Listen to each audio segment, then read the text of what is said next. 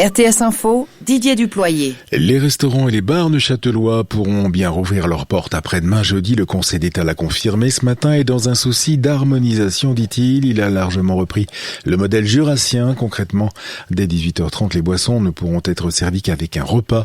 Pour le reste, pas plus de 4 personnes par table et un traçage des clients obligatoire.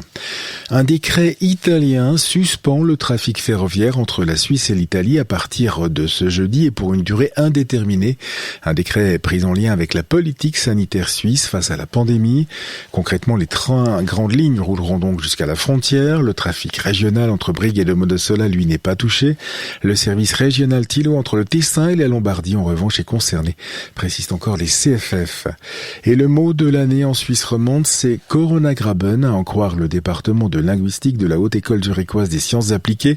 Un mot utilisé pour souligner les désaccords entre les cantons alémaniques et les cantons romands sur les mesures sanitaires à prendre ou non, mais employé aussi pour mettre en évidence les fortes variations du nombre de cas selon les régions linguistiques. Et selon une étude publiée par l'Université de Genève et les HUG, un tiers des patients Covid non hospitalisés se plaignent encore de symptômes 6 semaines après le diagnostic. Le coronavirus peut donc se révéler éprouvant même pour une personne ne développant pas une forme grave de la maladie ou ne présentant pas de facteurs de risque particuliers. Une consultation spécifique a ainsi été créée au HUG pour améliorer la prise en charge de ces cas dits de Covid long.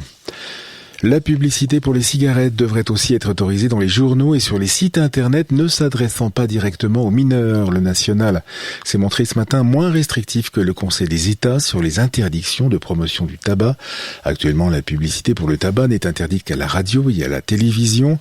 En revanche, le Conseil national a introduit de nouvelles restrictions. Cette publicité serait ainsi largement interdite dans les cinémas et dans l'espace public ainsi que sur les panneaux visibles depuis le domaine public. Le Conseil des États, lui, veut un centre d'aide indépendant pour signaler les abus dans le sport. Par 26 voix contre 17, il a accepté ce matin une motion en lien avec les mauvais traitements dénoncés récemment par d'anciennes gymnastes de haut niveau.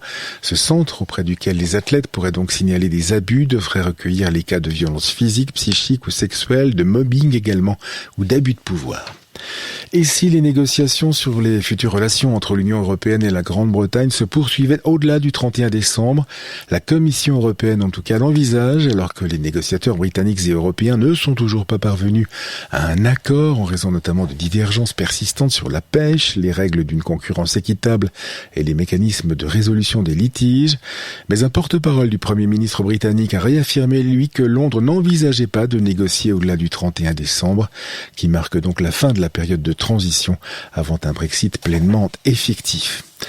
La météo avec de plus en plus de nuages cette fin d'après-midi à partir de l'ouest et des Alpes, notamment des températures de 2 à 5 degrés environ en plaine.